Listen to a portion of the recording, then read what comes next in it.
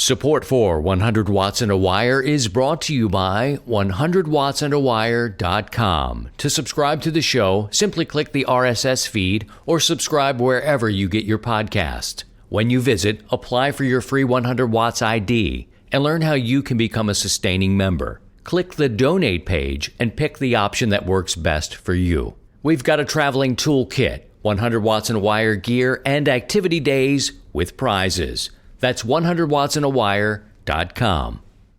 And ICOM. Get out and get active with ICOM's new IC705 and its optional multifunction backpack.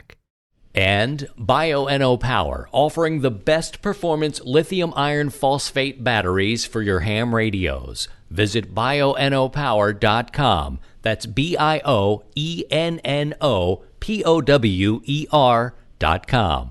Or contact dealers nationwide.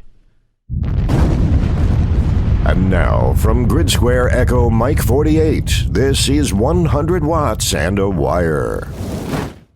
Well, welcome to the show, everyone. It's Christian. My call sign is Kilo Zero Sierra Tango Hotel. And I'm happy to say, I'm not excited to say it, but, you know, before the media blitz really took off and got nutty, covering the virus. We were talking about this 4 or 5 weeks ago, and we're not going to go into detail again here, but we want you to stay focused on the things you need to stay focused on. Wash your hands, don't touch your eyes, your nose, and your mouth, and pay attention to what's happening. You know, maybe read some of the periodicals and some of the medical journals that are coming out. It's getting sensationalized to a mass degree now, and we need to stay focused on that and not to panic. That said, bring my wingmen in here. It's always fun to have somebody to talk to. Steve is here, W7UDI. And we've got Ian in Maine, Whiskey 1, Juliet India Whiskey. Guys, I don't know if you're like me, but I have fallen into my own old ways here. The 160 contest was recently, and I didn't even know it was happening. And next thing you know, it's like, oh, yeah, I got to get into that, and it's a great contest for me to test my antennas. I know you guys are mapping out your 160 plans. Can we talk a little bit about falling back into old ways? And my other old way is chasing DX and these parks. Have you guys found any cycles that you've kind of got into, and next thing you know, you fade out of a little bit or move into something different? Let's start with Steve. He's been around for a while and a ham for 4 decades. Does that sound weird, Steve? No, doesn't sound weird at all. I mean, I've gone through this. It's a badge of honor. Yep, it's gone through the same cycle, done this, done that, played in different modes, and then just, but always come back to what I refer to as traditional amateur radio, and that's HF. But that's, that my viewpoint on it. And the same thing, I was chasing the parks, especially when we had parks on the air. That was just a lot of fun, but always go back to chasing DX. Not so much to, I need the wallpaper or anything like that. I just do it just for the sake of the, to make the contact. And like you, when you made the contact with VP8 PJ down there at South Orkney, you got out of the chair and you went, yeah, fist pumping and everything. Same thing here when I worked some of the contest stations, just not, for busting the pile up or anything, but just making the contact. So, yeah, we go through those cycles, and everyone else will. I found myself getting back into the old ways. I was like, yeah, well, you've got a 160 antenna up there. It's such a pain in the ass. It's a beautiful thing, and it's working. And then next thing you know, you're hearing stations, East Coast, West Coast. I'm like, I'm going to jump in. And I ended up working a ton of states just on 160 to test that antenna. Next thing you know, here's some rare DX. We've got the Ivory Coast happening, the South Orkney. Ian, hello to you. Any habits you seem to be cycling through as you're not new ham anymore, but anything you're cycling through that's used to be there and then disappeared for a bit? Well, it's kind of funny. Actually, this week I was home recovering from an injury. So I was home during the day, so I worked a lot of 20 meters this week, and I forgot how fun it actually is during the day. With my work schedule, I'm never home when 20 is good. So, I had a lot of fun working DX this week, and actually I was able to get Alaska, the first time I've had an Alaskan contact. So that was fun for me. People don't call it DX, but from Maine to Alaska on 20 meters, it was with a compromised antenna, I might say. I really enjoyed it. So, and I dabbled around a little bit with FT8. Haven't had a chance to do that. I still don't quite get the attraction to it, but I tried to work the VPH station there on FT8, but was unsuccessful. So, maybe I'll keep trying it. We'll see. But yeah, 20 meters has been fun. And I also need to get a 160 antenna up. I don't know what type of configuration I want or what I want to build yet, but that will be a project this summer, along with all my other spring projects. So, hey, had fun with 20 meters. So, life is good when it comes to that. Yeah, I think 17 meters, when I first started out, I was running on 15 meters a lot. I mean, and that's where I was hitting all this DX. I'd wake up really early in the morning, and I normally do anyway, and I'd get into the shack, and the next thing you know, I'm hearing these different countries. And it would just be simple stuff, too. It would be like Mexico. I'd be like, ooh, Mexico City.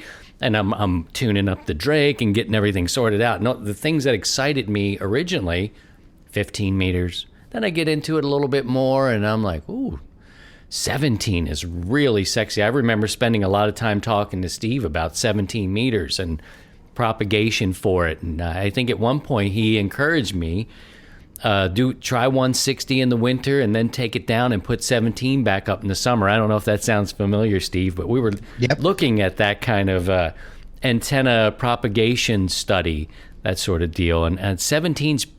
I hear stuff there now and again, but I just haven't really come back to it in recent times. You work at all on 17, Steve? No, unfortunately, my current antenna on the tower is a tri-bander, so 20, 15, and 10. But I did work 17 one time. I think you and I might have had a contact with the Carolina Wyndham that I have above the house, and we got a chance to chat when propagation was a little bit better. But 17 looks like a really fun band, and I've been toying with getting a monoband, say a 3 or 4 element monoband beam, and throwing one of them up, and just to get onto 17 meters. It looks like a pretty fun band, especially when you have a contest weekend and the 15 or 20, 15, and 10 are tied up. You have the work bands, which is 17 and 12, that are contest free. So there's at least a place to go to do some rag chewing and make some contacts if you don't want to participate in the contest. And I think about 160, and I really enjoy the work of it. I really complain about it all the time, and it really just beats me up. I mean, when you get into the 160 wire, and the trees are falling on it and it's breaking, you're spending so much time. And then this contest comes along, and then you're like, yeah, man, it like sort of validates all the work.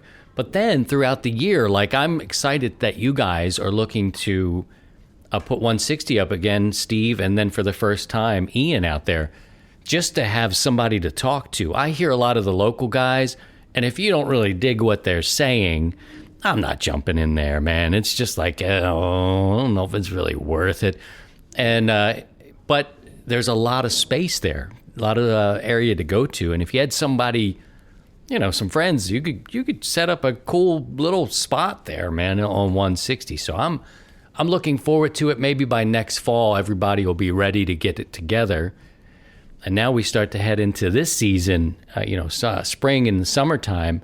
Any quick predictions with this sun cycle? What may be the band to go to? We just going to head back to 40, or maybe every now and again we'll get 20 meters, or should we expect 15 and 17 to come back? How about you, Steve? I'm thinking 20 will be our go-to band during the day. It's already been proven by Ian working Alaska from Maine, and you guys working some DX. 15 will probably start popping in a little bit as we start ramping up, but 40 and 20 I think will be our go-to bands through the summer. 40 will start getting noisy in the afternoon because mainly from the thunderstorms in the Midwest and East Coast, and even here on the West Coast, we'll start bringing up the static crashes and things like that. Where 20 is going to be, I'm still going to have it, but it won't be as bad as 40. So things will start ramping up. It all just depends on how fast cycle 25 starts to ramp up. Next year, probably much better. So, we're coming out of the cellar and we're going to go up.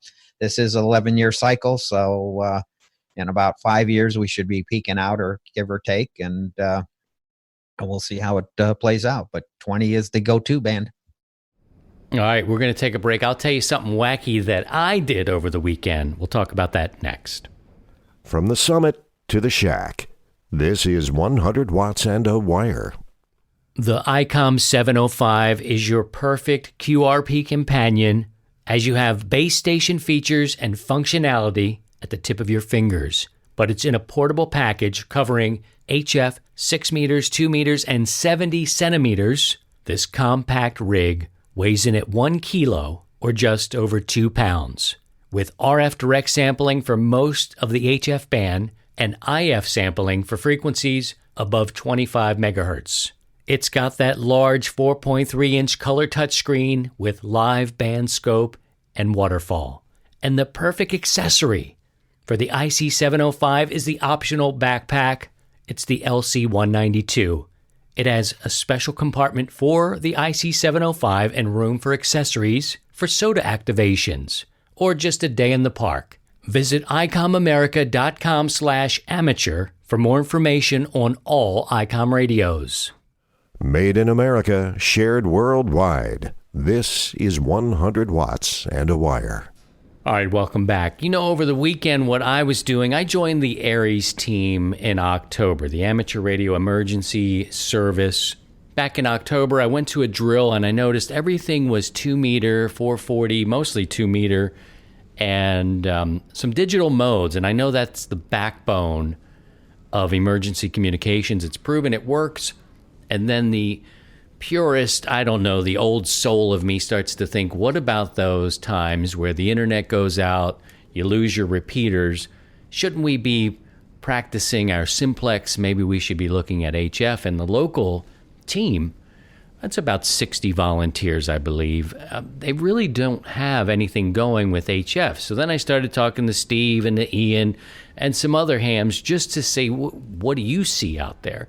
And HF really is a viable backup to the backbone. And we can get into simplex and that sort of stuff later. But I want to talk a little bit about what I did over the weekend. And we got a beautiful day. This is the month of March where you can't trust it. It's going to give you 63 degrees one day and totally open you up and smash you over the head with a snowstorm at some point. And then out like a lamb, I guess they say. So guys, what I did over the weekend, I went out, got a little portable, and I set up an 80-meter dipole, and I put it up at 25 feet, thinking the NVIS, this signal goes basically straight up when you're NVIS. At least that's the theory that I understand. It goes up and kind of reflects back down within like 100 to maybe 300 miles, maybe less than that. I could be wrong with that. Anyway, I get out there, expectations were low, and lo and behold, I caught the end of a net on 80 meters. This was 10 in the morning, by the way, guys. It was sun was full up, coming across the field, and I had no expectations. All I wanted to do was to test with an analyzer to see if this antenna, what it would look like at 25 feet. Not too bad. Didn't look too bad at all. I think at the high side, maybe a 3.0. And I tuned it up just a little bit to be at this height. Next thing you know, I start hearing stations locally. And I was like, oh, okay. And locally, within about 150 miles, the furthest station, and they were just coming off a net, was Kentucky. I was like, okay, cool. Kentucky, from here in the field, 25 feet, and a quarter wave dipole. Pretty good. And so I want to ask my guys here what you think about preparing testing for, say, HF in times of an emergency, And we'll start with you, Steve, because I know that you're out there actually responding to emergencies, and you understand ARES and what the backbone is.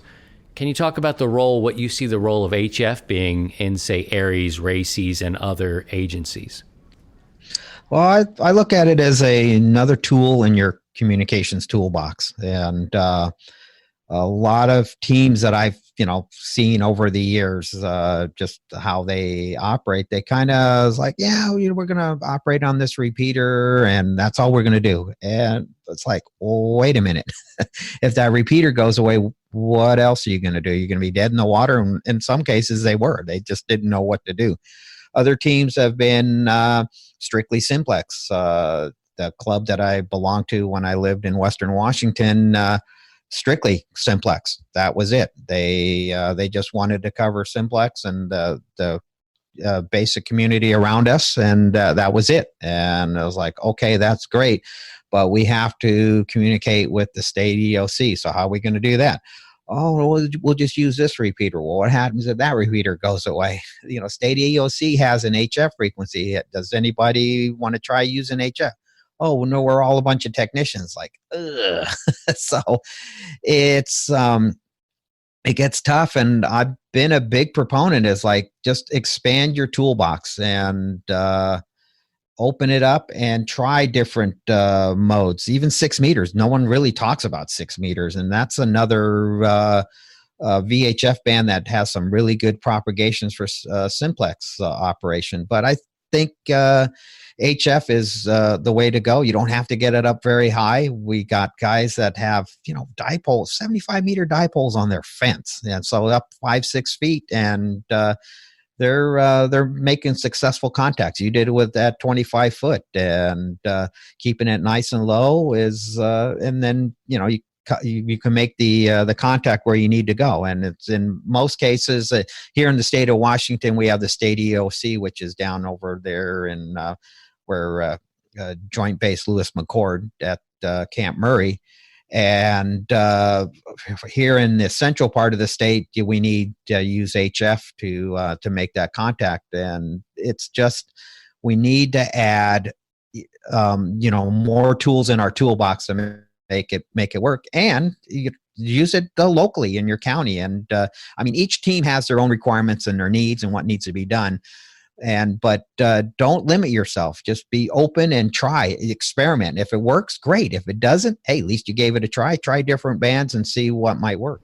Ian, you have any thoughts on working HF in terms of disaster emergency preparedness? Oh boy, I think it's a great thing.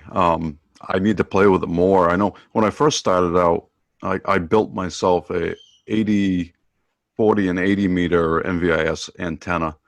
Oh, it was a disaster, absolute disaster. I didn't know what I was doing. I just cut the wire to the appropriate lengths and put it up on a 15-foot PVC pole out in the front yard. And I didn't have an antenna analyzer, so boy, I was lost. So I was thinking it was going to be a great way for me to get New Hampshire, Vermont, state of Maine, but I tore it down. It's in my garage now. It was horrible. Now I have an antenna analyzer. I need to get it back out and put it up. The question is where do I put it, where I won't hit it with a lawnmower or anything else. But yeah, I think it's an excellent idea, and it's great that you're out playing with it, Christian. And I need to do the same. As far as ARES RACES, I've been talking to some of the local hams in my area about our group locally. And I guess the complaint is that they're very how do you say it, inactive. They have a weekly net, but I guess that's about all that they do is one of the local nets on the local repeaters here. So unfortunately here in the state of Maine, we don't have a big emphasis on emergency communications. Even the CERTS program, I guess, that has been stopped by the local Homeland Security chief. So, hey, I guess comes the state of Maine, we're on our own. Rugged individualism, I guess, is the plan here in the state. So, yeah, I need to get out and play with MVIS. I think it sounds fun. And let me ask you, Steve. Christian had his at 25 feet. The one I built was at 15 feet. Wouldn't the takeoff angle be more dramatic at 15 versus 25, or is it?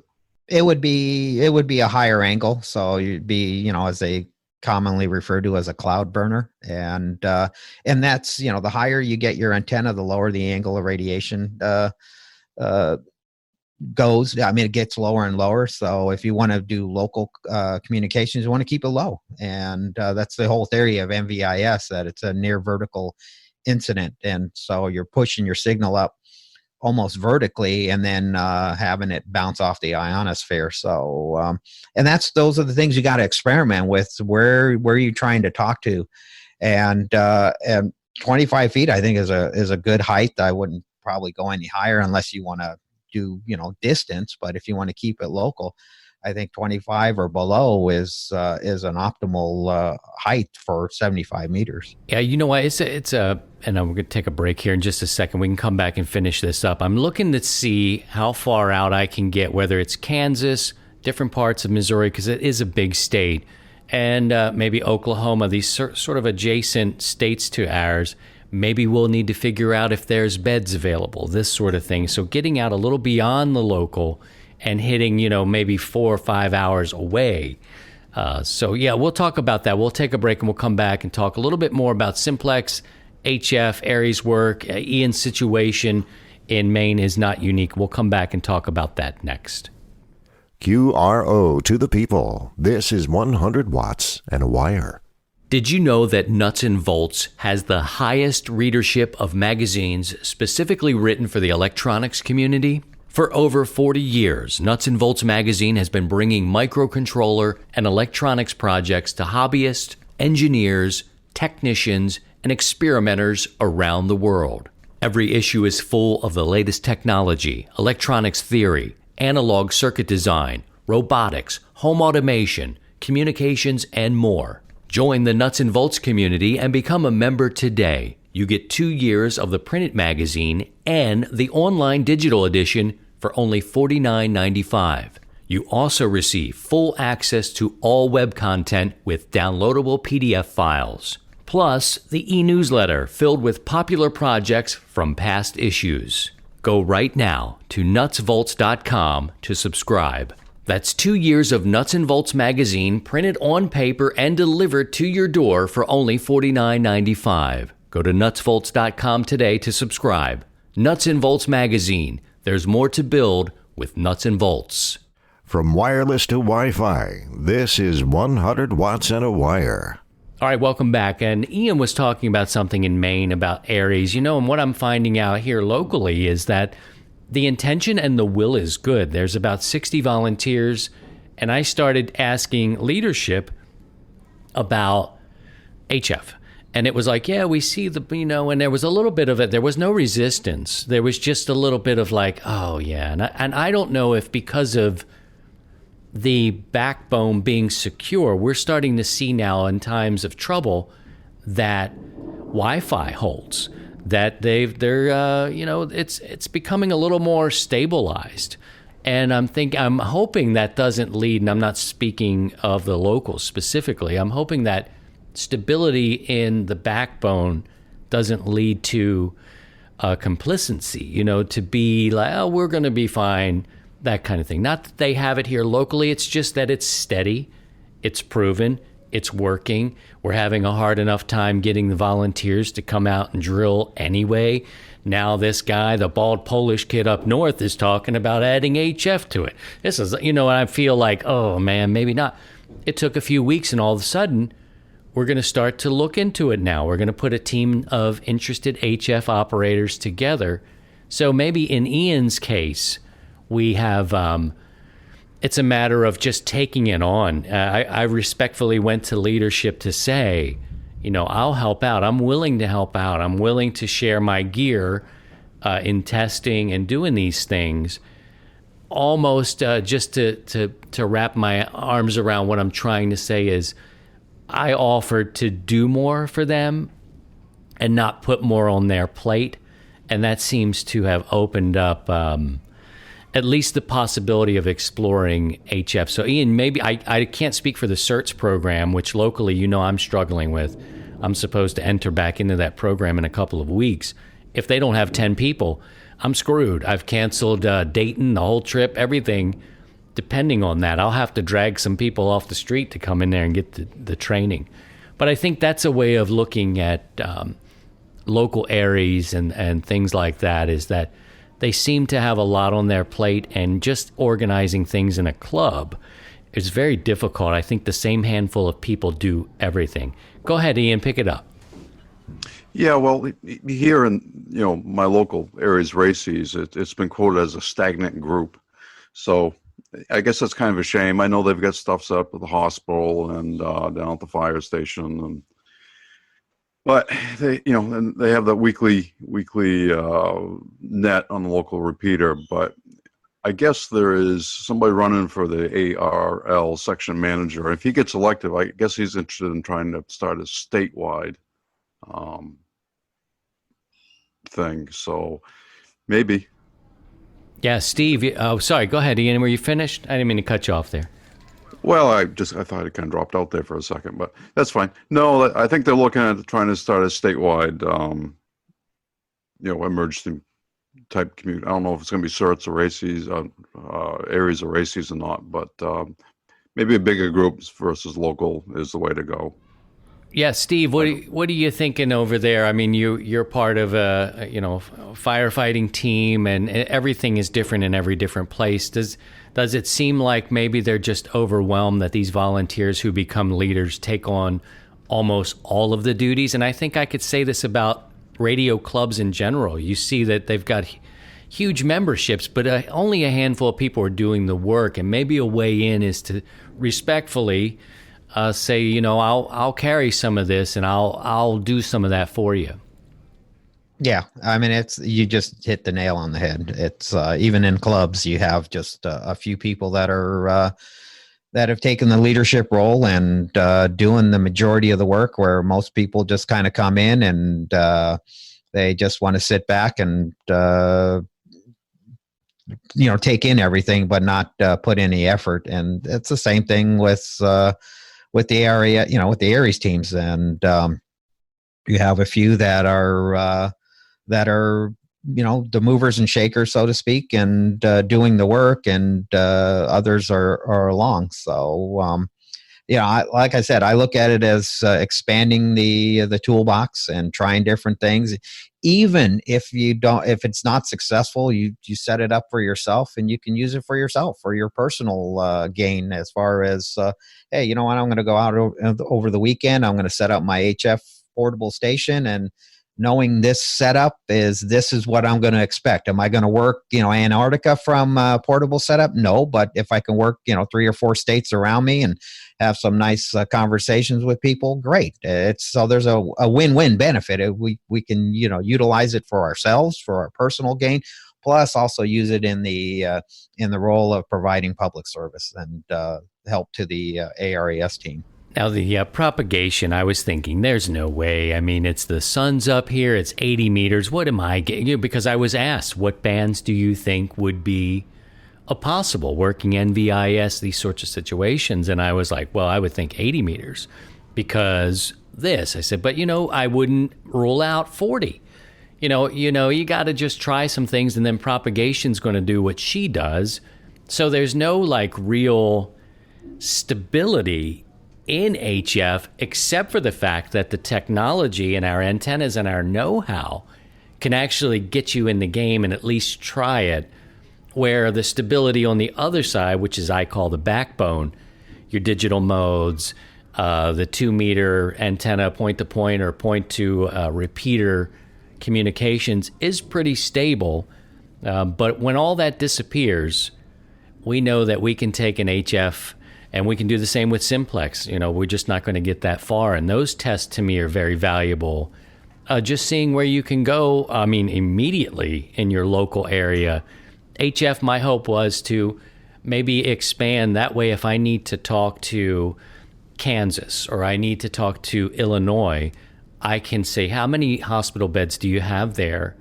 And we can kind of relay a more of an umbrella of coverage there. Just a couple more minutes there. Did I miss anything, guys? Ian, back over to you. We'll kind of wrap up our final thoughts here. No, I think you got it covered pretty well, and it's great you're out testing, and I need to do the same. Hopefully, with the spring weather coming here, you'll have some time to do that. And yeah, if everybody gets out and does it, we would have a better community for passing messages along or getting questions answered. I encourage everybody to go and just try it, have fun with it. I know it's hard to get a portable system together for everybody, and I know Steve was trying to build one. We're hitting that 2-minute warning mark here, so we're going to be winding it down. I think activating the parks, getting out to the parks, or doing a worldwide flora and fauna. I had a good time just being with my girls out in the field yesterday. Steve, you get the last word here. We got about a minute.